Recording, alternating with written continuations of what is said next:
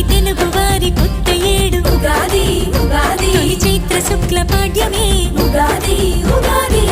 కొమ్మలే ఇగురు వేసే మావిళ్ళే పూజ